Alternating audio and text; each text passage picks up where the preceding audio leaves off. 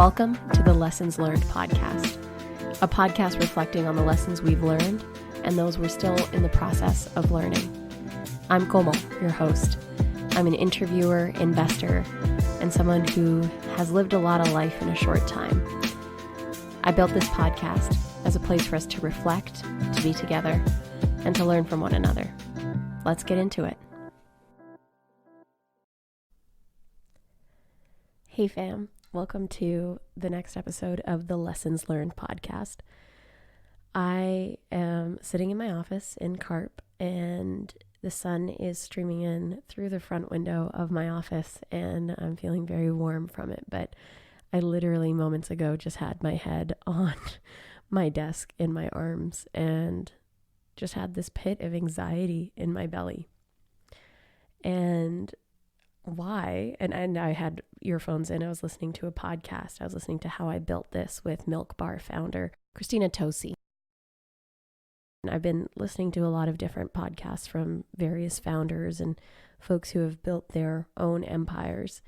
And this is something that I've done for years. And now it feels like there's a different intentionality attached to how I'm listening to how people created what they've created. And that's what I wanted to talk about on today's episode of the show. I want to give you guys a glimpse into the inner workings of my brain. Since the Michelle Obama interview, I've been asked a lot of what's next, what's going to come next for you. And I think that what makes it hard as an entrepreneur or as a solopreneur is all next steps are fully dependent on you and what you decide to do and what you're willing to put on the table and how much work you're willing to put into the next right step. And when you are working on it alone, you have finite resources, both from a financial standpoint, an energetic standpoint, a strategic brain standpoint, from lots of different areas. You are limited in resources. So how you expend those resources is really critical. And when I'm thinking of my next steps and what the right next step is for me, I wrote down a little bit of a 4 or 5 part strategy that I'm employing right now as I figure out this next period of things and the next phase of growth for me as the Komal brand, and how I can scale as an interviewer. So this is a little bit of an inner workings of my brain that you're going to get today on the show. So step 1 for me is always research. How do I get to know what to do next? I have to know what other people have done in a similar space, and say people haven't existed in my space before, then spaces that are similar to mine. So for me, the biggest role model or path or journey that I look to, that I would like to extrapolate similarities between myself and their career journey. If I'm trying to be an interviewer, it would obviously be Oprah. Now, Oprah is incomparable. There's no way to quantify the power of her existence, the story of her and where she was born, how she was raised. That conversation she had with her grandmother who said, I hope you find yourself some good white folks to work for. And Oprah being like, no, that's not for me. This is not going to be my future. And I want to actually pull in a little bit of Oprah's story around ownership of her brand. So we know origin story and the impact of her as a Black woman in media at the time that she came up, and it being unheard of that her show would do better than Phil Donahue's in the Chicago market. But she got the Oprah Winfrey Show at the age of 32. And when she was starting that show, it started to take off really quick. The resonance with the audience, with the market in Chicago was huge. Now, I've been doing a deep dive into sort of how the ownership structure came to be for her to own the Oprah Winfrey Show. And it's actually a really fascinating story. And it's one that I want to share with you here today so that you can get a sense of the inner workings of my own brain when I'm thinking of my next right steps, or how we can extrapolate next right steps for ourselves from the stories of those people who inspire us. So Oprah was doing a lot of different television shows, talk shows, news anchoring, and then finally got this opportunity to host the morning show in Chicago. And it was rebranded to the Oprah Winfrey Show around the time that she had negotiated with ABC to take back her ownership rights of the show. So they actually owned the show, and effectively Oprah was an employee. And she recalls in a bunch of articles that I was reading about that when they were in negotiations for her salary or for figuring out the next right steps for her in the show, her agent negotiated her a deal where I think she was getting paid like $250,000 a year US, and that for the next 6 years she would get a $30,000 raise year after year. And when she was walking down the halls at ABC, which was the network that was, and her local network who was producing the show, the higher ups would say, wow, your agent was such a pleasure to work with. It was amazing to work with him. You're so lucky that he's representing you. And that didn't sit right for Oprah. She was like, any time in my career when I've entered a new space, I've always been demeaned or condescended to in terms of the amount of space I'm trying to take up. So my agent shouldn't have made this easy on these negotiations. They should actually be coming at me with a different energy. And so she decided actually to fire her agent. And upon firing the agent, she was at the time in a relationship with or dating Ebert from Siskel and Ebert, the movie reviewers. And he had worked with a very good lawyer who had helped negotiate syndication rights and the scaling of the Siskel and Ebert show. And so Ebert recommended his lawyer to Oprah, which was something Jacobs. You can look it up. I should have this I wrote just a couple of quick notes for myself before sitting down to record. So I apologize that I don't have his proper name, but something Jacobs. And so this Mr. Jacobs goes back to the studio and to ABC and starts renegotiating Oprah's whole deal. And in those negotiations actually goes from Oprah just being a paid employee, getting this $250,000 a year, which is nothing to scoff at, especially when you look at inflation, shift in cost of living, like what that would actually be the equivalent of today is significantly higher. But he took that back to the table and negotiated ownership of the show back to Oprah. So she was no longer just an employee of an ABC show. She was the owner of the Oprah Winfrey Show, and that's when they renamed the show to the Oprah Winfrey Show. And not only that, but shortly after they started that official season, that next sort of step for the Oprah Winfrey Show, Mr. Jacobs actually got syndication rights back to Oprah, because at the time, networks like ABC, like they couldn't syndicate the show, and syndication means distributing it to other networks around the country. So what's really interesting is if you think of this when we're talking about the way startups scale now and the way that we look at startups and their growth, she was using Chicago as her test market, and that was her pilot area. So her beating Phil Donahue in the Chicago market was an indicator for her that scalability was going to work really well for her. So the negotiating of the ownership of the Oprah Winfrey Show was a huge first step, but syndication is actually where she ended up making majority of her wealth early on, and that's turned into compounded significant growth in her wealth overall. So she went from owning the show to now purchasing back the syndication rights from ABC, from the Chicago network, because they couldn't syndicate the show. But what they did in the deal was that ABC had first right in every market to broadcast the Oprah Winfrey Show. So she purchased back syndication rights, has this first right deal with ABC, so that now she can sell back to ABC her show across North America or across the US. And there's that infamous clip of her saying, "Welcome to the first ever national Oprah Winfrey Show." And that was really the beginning of her creating massive amounts of wealth for herself while also scaling the show across the country. It is so fascinating to me. So I'm going to tell you just a couple of other details that I can remember from what I read. One being that the distribution company that she ended up going through ended up being purchased by CBS.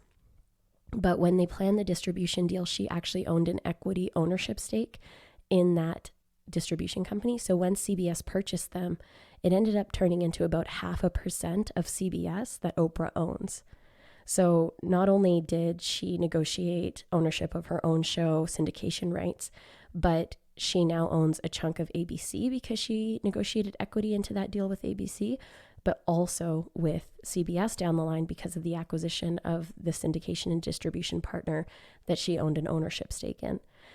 And when I look at this partnership between Oprah and Mr. Jacobs, and then the different people that she hired along the way, I am so impressed. And I mean, like, what does it mean that I'm impressed with Oprah? Like, we all are.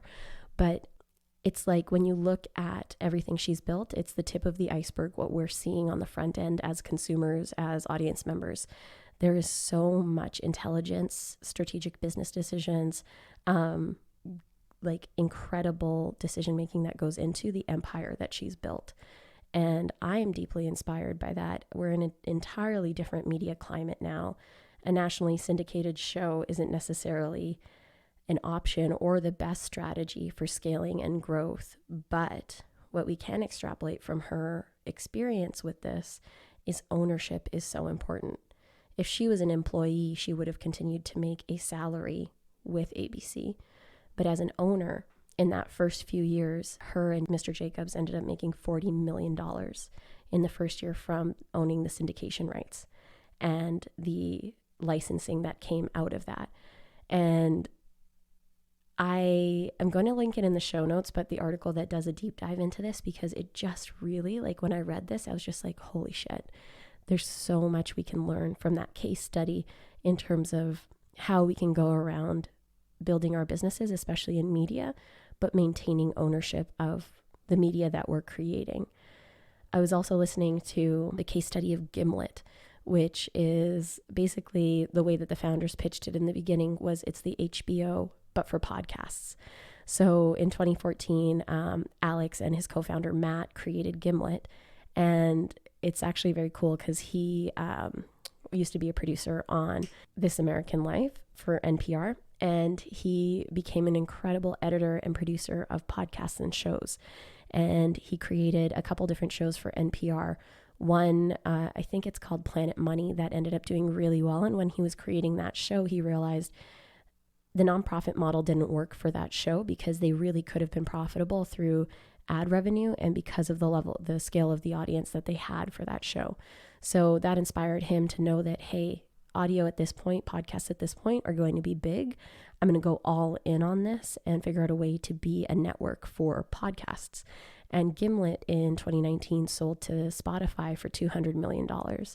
And again, that majority ownership led Matt and Alex to now have very comfortable lives for themselves and their families, but also to be working with a company like Spotify, which can allow them to scale, reach new listeners with all of their shows, and also understand and extrapolate more analytics and data that they couldn't get on their own without a major partner or company like Spotify coming in and acquiring them.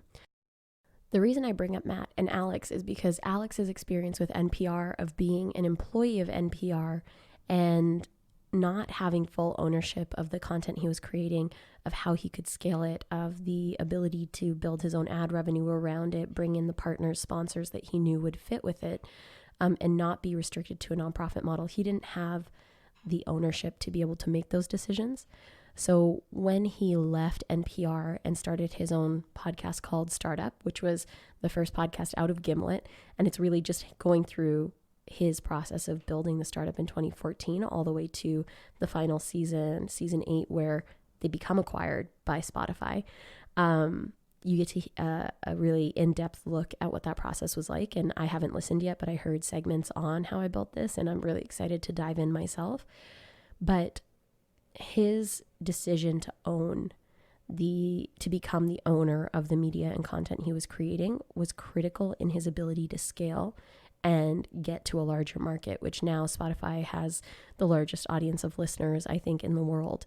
And that is, Gimlet is now part of Spotify. So therefore, Gimlet now has access to a platform that has access to some of the highest numbers of listeners in the world. And that distribution, that scaling, is a modern example in my eyes of a similar Oprah model of ownership. And I wouldn't be surprised if there was some equity for Spotify negotiated in for Alex and Matt, which would have been really smart on their part, which I'm sure that they did. So I wanted to share these examples because this is what my brain is chewing on. How do I create a show or a series of shows, event series, conversation style that becomes synonymous with me as Komal and becomes scalable through the show, which right now is Lessons Learned, that can go to a larger market? And how do I extrapolate the value for you guys, for listeners, that would make this a highly impactful, meaningful place for you to come week to week for us to build this trust and relationship, while also strategically thinking of the next business steps for this. And when I was sitting down to think about what I wanted to talk about this week, we've been talking a lot about, personal growth concepts of, those we admire most or those who consistently create, the artistic standpoint of me getting back to the mic, Rupi having said to me, you need to turn your strategic brain off for a while and just let yourself be the creator, be the artist. And I didn't expect the cycle of me being able to turn that part of my brain off to come to an end quite so quickly. But that is the nature of being creator and CEO. So artist and product is me, but I'm also the strategic business brains behind the operation.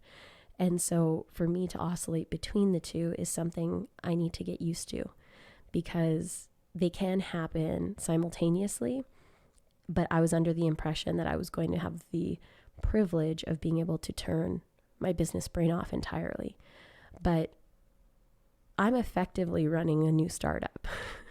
And this is something I think I was in a bit of denial about coming out of or going into the fall and launching the podcast. I thought, I just get to launch this and I'm going to find the right partners to kind of help take off the business workload of this. But the thing is, when the product is so intimately linked to who I am and what I do, and it's literally my voice, my thoughts, my experience, I am the best person to sell this or to share it with potential sponsors, partners who can make this financially viable for me. So something that I am grateful for in my research and education right now is understanding the power of ownership so that it can help me adjust my thoughts around the business model. So I'm not necessarily going to go out and look for equity investments in my quote unquote media company right now, because ownership's important to me. And also I don't have the business plan, the products in place around the shows and things that I want to create for someone to properly invest in right now. But sponsorship and partnership with the right companies and organizations for, say, a multiple city tour around North America where I can interview thought leaders in various city centers and have a title sponsor who's coming on to help me do that in Q1 of next year is a logical next step, and hint, hint, is likely my next right step. But before we get into logistics and planning of the multiple city tour, I am on the hunt right now for the right strategic partners, sponsors to come on board with me. There's brands that I love so much that I need to build the courage to pitch to, because Mitch and I were talking about this last night, and I've never had to pitch myself. When I have brought in money in the past, it was on behalf of a friend's company, bringing in other investors to come on board and invest in that company. Or it was in a fundraising capacity for fundraisers and things that I did when I was younger, growing up. And I was pitching on behalf of an organization or a charity or a meaningful cause. So now that I'm turning the light back on myself and starting to look at my list of contacts and my Rolodex, it comes back to something I said last week where it's like, I have to trust the world to be ready to invest in me. I went full time with interviewing 2 months ago. I secured one of the biggest interviews one could have in their career with Michelle Obama in front of 8,000 people. I have years of experience behind me now, yet there's still a part of my brain that is really scared of putting myself out there and asking sponsors and partners to come in to be equal partners with me and with Lessons Learned, to share their stories with you, my listeners, so that we can scale together and they can see meaningful growth for their company and I can see meaningful growth for our audience and for my company. And so this episode is really planting a stake in the ground for me in two ways. One being I'm still the artist, the creator who wants to talk about whatever's on my mind. But I'm giving myself permission again to reactivate the business brain and to know that talking about the business and how it's made is something that you guys are probably interested in hearing about, and also important for me to talk about, to get it off my chest, out of my brain, because I work mostly alone every day. So this is a great place for me to soundboard with you guys without any response until you guys hear it, but to just get these thoughts out of my brain, but also to flex those business muscles that I have been building for the last decade. It's funny because I've never more identified with being an entrepreneur than I do right now. And I haven't brought in any revenue, or, I'm starting from scratch again. And this time is different because I don't want to be the only one investing in myself financially this time. I know I'm ready to bring on partners to help me do this and build this and scale it and bring it to you guys IRL, and to have meaningful dialogues with thought leaders across the board.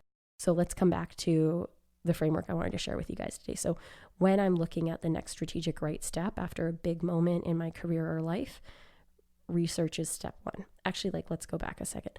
Taking a second to celebrate is really step one, and I did my best to do that this time. I've learned lessons about how I want to celebrate more in the future after a big milestone. So say post-tour in the spring, taking at least a week or two to just let it ruminate, let myself soak it in, be okay with the lows that's going to come from post-tour blues, but then also celebrating and acknowledging the wins that are going to have been had at that point. Because I feel like I didn't do that enough post Michelle Obama this time, which was a big learning for me. So that's actual step one. Step two is begin the research.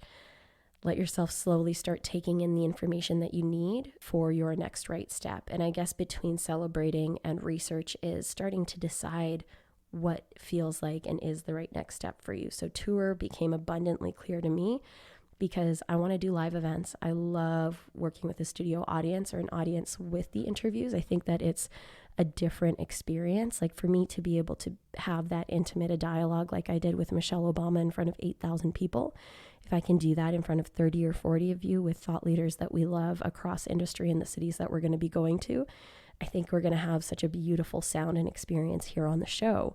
And also for the web series that I'd like to launch next year, along with the video and audio content from each of the interviews, and then keep the solo pods going. I can hear Kim in the back of my mind being like, you're giving too much information. We need some mystery and allure, but this is helpful for me to be able to just share with you guys what I'm thinking, how I strategically want to get to the next right steps for me. So sorry, Kim. So then you get into celebrating, and then you go into figuring out that next right step, and then diving into research. And as you can hear, I've been doing a lot of research. And when Mitch and I go to Mexico next week, it's still going to be my period of research and ruminate. And so that takes me to step 4 in the process, which is letting your mind wander. I find that being an artist and being a business person, there's a difference in terms of output, but the process in our minds is actually pretty similar. And, people say to fill your creative well, you need to rest, do all the things, the walks, whether it's driving for you, listening to Sarah Blakely this week talk about her experience with Spanx and long drives being where she gets her best ideas. Her Spanx office is actually really close to her house in Atlanta. And she actually now just leaves an hour earlier so she can drive around and make a fake commute so that she can spend time thinking.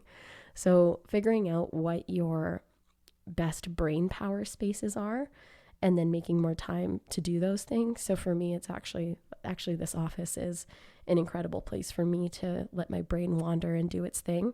But also, we're going to Mexico on Saturday. So Mitch and I are looking at this as a bit of a reset trip, where we're going to be focusing on getting up early, getting back in our morning routine and those habits that I talked about in the rituals episode.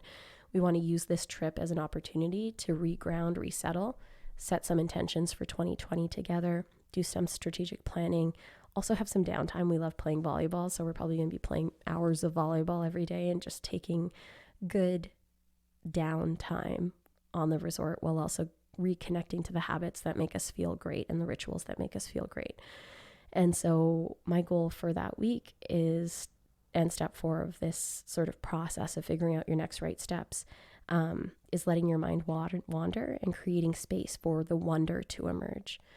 So wonder for me is so important when I'm planning strategic next steps for business, because without wonder, I can't be the visionary that I am. I couldn't have come across my Michelle Obama idea if it wasn't for the recovery I had post-surgery last fall and the extended recovery I needed with so much time with myself and chillage. And yes, my body was recovering, but my mind had a lot of free time to just play and create space for something new and big to emerge, which it eventually did. So figure out, how can you let your mind wander? What are the places, spaces, and things that allow you to come up with your best ideas, to create the best kind of space for ideas and creativity that you possibly can? And know that this isn't, again, just for those quote unquote artists, those of us who podcast or write or paint or create music. No, this is also for those of you who are in your 9-to-5 jobs, are bureaucrats, are business people. The more space your brain has, the better a strategic thinker you become. And strategic thinking is really just creative thinking. So if you give your brain the space it needs, you're going to operate and function better in your job overall, but also you're going to have even better ideas. And the things that and connections you're trying to make between certain research points that you're going to have taken in are going to happen more naturally when you're in a state of play. So figure out, how can you play more?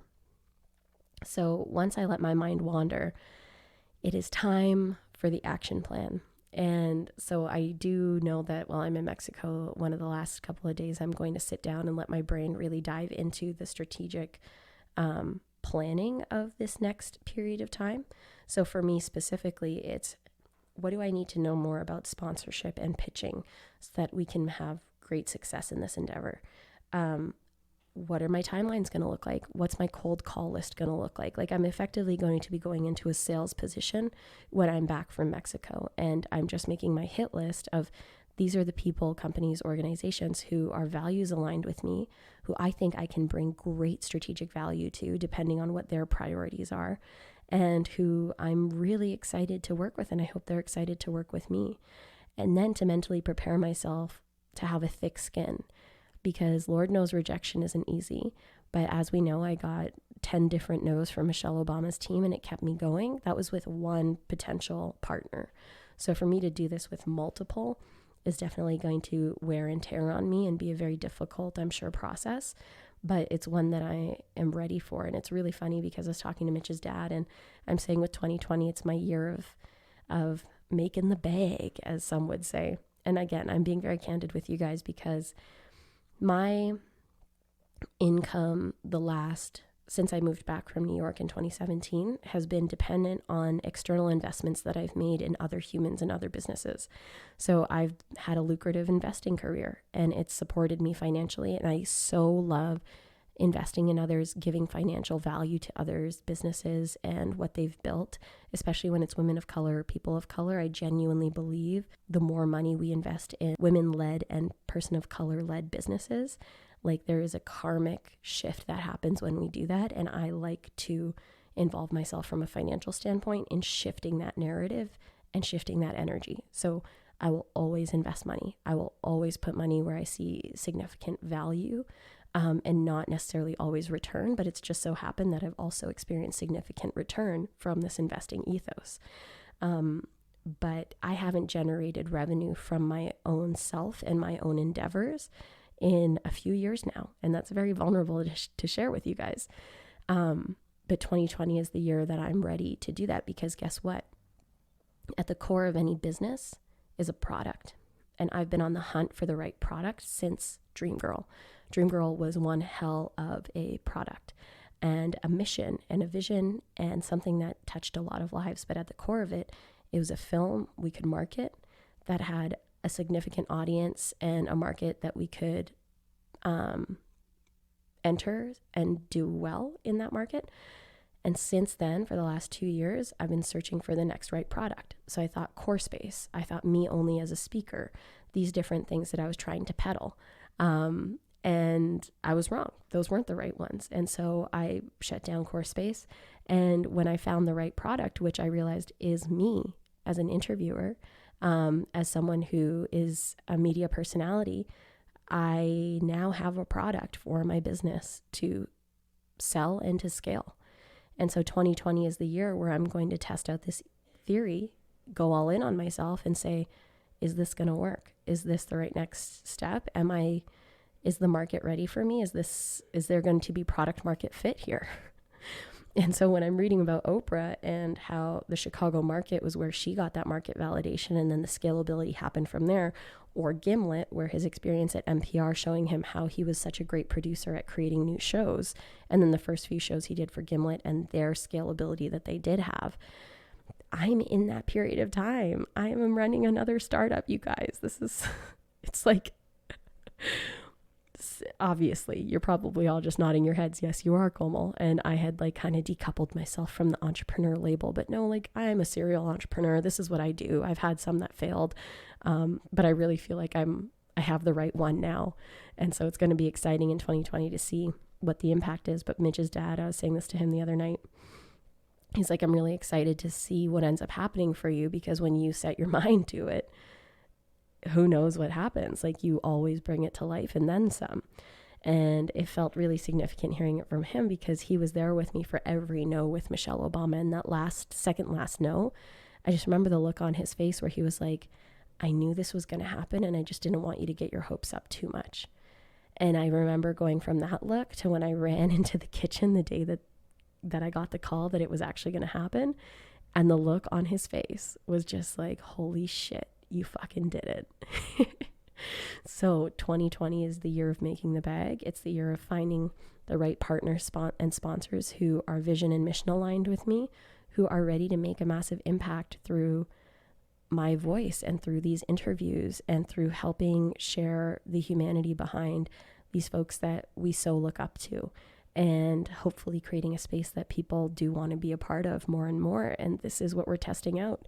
Will there be product market fit? Stay tuned. Will this be the startup that works for me? Stay tuned. It's a wild ride, but that is that action planning step of things, which leads me into, so we went from celebrate your last win to get a sense of the next right step, to research the shit out of things. Letting your mind wander was step 4. Give yourself space to let things settle, connections to be made. I think that and action planning kind of go hand in hand, because as things come up, you're going to obviously want to write them out, figure out the next right steps. And I know I said next right step earlier, but there's micro steps within the next right bigger step. And so from action planning, you oscillate between breaking down the fear and coming back to action planning. So that's the next piece for me, is break down the fear. And something that Alex said in the Gimlet, how I built this episode, was that he was asked, what was keeping you up at night? Or like, did things get easier as you scaled? And he said, honestly, I thought we had, big important problems in the beginning, but as things got bigger, the problems felt worse and worse and worse. And he said, because the scale was different, there was more people involved, there was more money involved, there was more on the line. And as I was driving around yesterday, it just kind of hit me that like, things are only going to get more stressful, bigger, at a higher scale than what they are now. Like right now, it's me, Rhaenyra, hey Ren, who does our beautiful design, is my creative director, who works with me on a part-time basis on this stuff. Maddie, who's my podcast editor, who's also with me part-time. And then Kim, who's helping me figure out this next right phase of things, but also part-time. So it's me and then 3 part-time folks who I care deeply about. But as things scale, there's going to be more and more humans who are directly implicated, whose livelihoods depend on what I'm creating and what I'm doing, on the things I say to you guys week after week. There's going to be more listeners who I'm going to have to be thoughtful about and very aware and educated myself in the things that I'm talking about, the things that I'm bringing up. There's going to be more partners involved. My partners I'm going to effectively see as my clients, as people that I'm serving, so that they have the best experience working with me and working with lessons learned, but also that I really care about as well as my clients.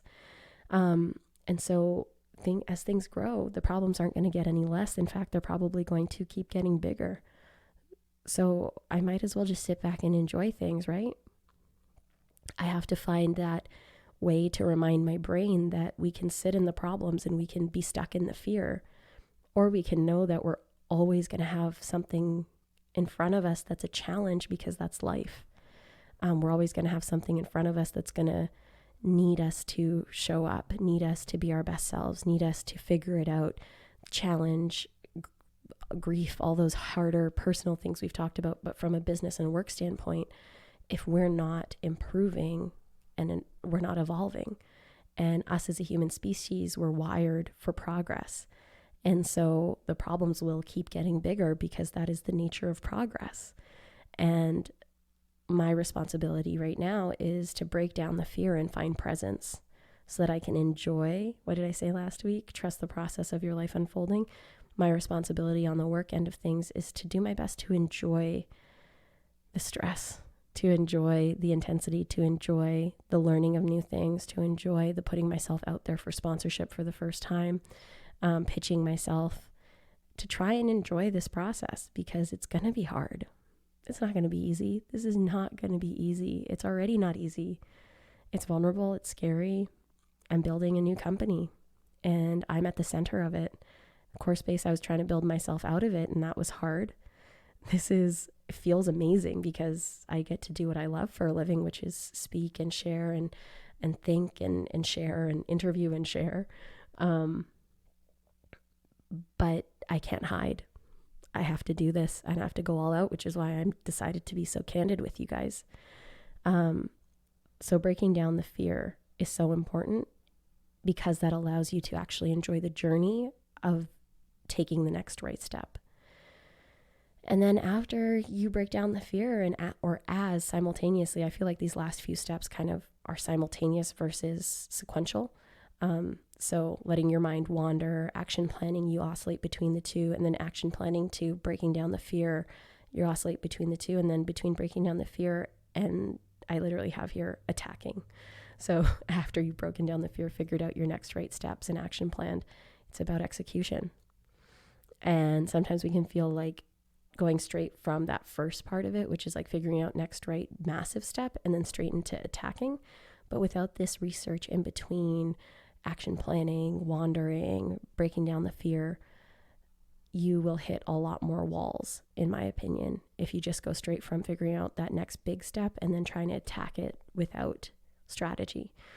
And that's why this sort of lull in time, or when people are like, what are you going to do next? And it's quiet on my socials and it's quiet. It's because it's time for quiet work again. I did 2 months of action-packed, in your face social media posting and 14 flights and all these things. But now it's time for the quiet work, the in-between work that can allow us to actually do a really meaningful, wild, awesome, fucking great tour for you guys in early next year.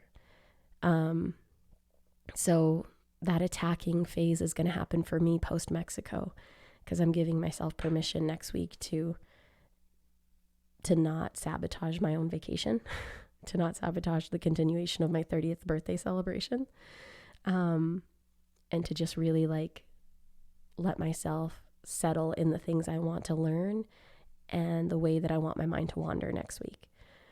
So the attack will come soon. I realize attack is just so aggressive, but whatever. It's an aggressive word because you have to be aggressive in that phase of things. So this is what I would this is what I wanted to share with you guys this week around figuring out the next right step. It takes celebrating all that got you to this moment, or your last big win, figuring out the next big overarching step. So for us, we knew it was tour, or I guess even higher level than tour. It was, I want to scale this. I want to have a really great lessons learned podcast with interviews and solo episodes. I want to do it in front of live audiences. I want to interview thought leaders across North America right now. And don't worry, global listeners, I have got Singapore on my radar. I've got Australia on my radar. I've got India on my radar. I've got Europe on my radar. So we'll be coming that way eventually, but we're going to start North America first and early next year. And then doing the research. So for me, the reason I brought up Oprah's global brand, and I was actually going to talk about Kim Kardashian West's brands as well, because from a business standpoint, it's wildly intelligent the way that Kris Jenner and Kim have scaled things. And I wish I had a momager. Sometimes I call mom my momager when we're live in person together, but imagine having that kind of support from a family member, how different it would be from a business standpoint, especially when you're doing things on your own like I am. It can be really lonely sometimes. So sometimes I do wish I had a Kris Jenner momager in my corner. But I'll find my version of that, or I'm in the process of finding my version of that. And the reason I wanted to share those is because that would be the scale that I would eventually like to hit one day. And that can sound crazy, and it might be wild and audacious and all of these things, but my heart's always known that. I was sitting with my cousin who I grew up with, and she was in town for a weekend a few weeks ago. And I was telling her, about the interviewing, and it was right when the Michelle Obama interview was confirmed. And, she was like, Komal, you've always said you're either going to be on the Oprah show or you're going to be Oprah. And I was just like, really? Like, I didn't remember that from when I was a kid. And of course, guys, no one can be Oprah. Her cultural significance, the things that she's done from a cultural and race standpoint in terms of being a Black woman who can openly discuss so much about race politics in the US and generationally what she's done for Black people in the United States. Like, I can't touch that. There's no comparison, but I can be inspired by what she's created for herself, the impact and influence she has had. And more than that, just being true to who she is, the passion that she has, and her purpose in this life. And I am reading The Seat of the Soul right now, which is one of her favorite books. I got to meet Gary Zukov when I was part of the Super Soul 100. We ended up spending the full day together, and he's the author of that book. And one of the quotes that Oprah loves the most from that is, authentic power is when the personality comes to serve the energy of the soul. So when our personality, the way that we experience this reality on this earth, this life, matches the frequency and what is intended for us at a soul level, what our souls are here to do, that's authentic power. And I think Oprah, anyone else I've seen in the world, has found a way to align those things and be in that flow with herself and her purpose of being here. So that, more than anything, is the inspiration for me. And it just so happens that interviewing is also the thing that I'm most love to do in this life, and am like given the gifts of in this life. So I'm excited to pursue that more and see what that scale can look like. But oh my God, is it daunting to think about what it would take for me in this little office in Carp with, yes, such things that I'm so proud to have accomplished, but like the road ahead is a long one.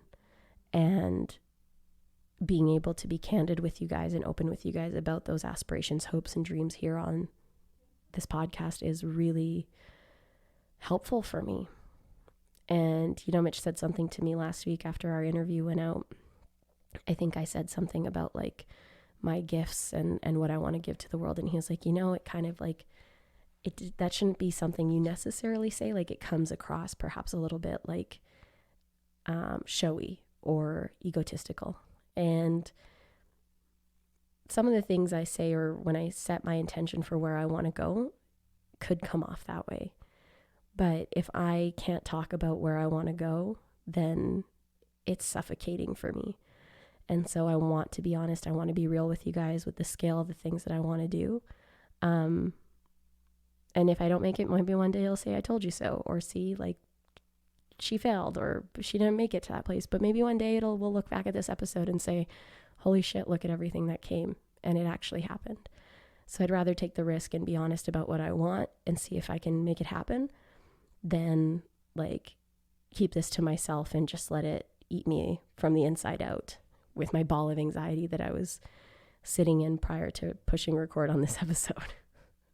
But all this to say, I hope that through you guys getting a glimpse into my brain and how I'm planning the next right steps for my business and my art, you have been able to extrapolate for yourself a process to do the same for you.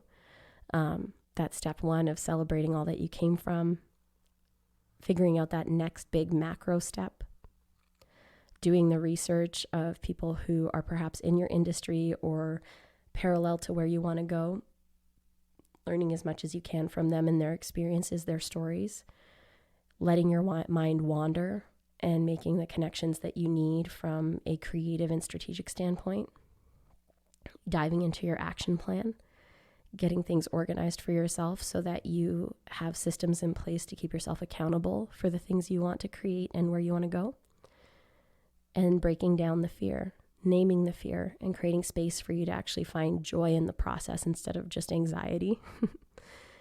And then attacking, getting to work, doing the work, going from thought to action, which is where we find most relief of the anxieties that are in us, in my opinion, when it comes to work and the things that we want to do in the world. So thank you guys so much for tuning in. This is a little bit more of a business strategic episode, but this is what I've been spending most of my time thinking about. You'll be getting an episode next week. Either I'll have recorded it right before Mexico or while we're in Mexico. So can't wait to be back in your guys' earbuds next week. All right. Until next time. Bye. Thank you so much for tuning in. If you loved this episode, please leave us a review on Apple Podcasts. And if you want to follow me, Komal, check me out on Instagram at KOMALMINHAS or the show at Lessons Learned Podcast _. And if you have an idea of a lesson that we should dive into on the show, then slide into our DMs and submit there or on the website, along with any guests you think I should interview and talk all of the things with. As always, I hope that you make some time for you this week and reflect on the lessons you're learning or have learned, and take some time to celebrate all the incredible that is you. Until next time, guys. Bye!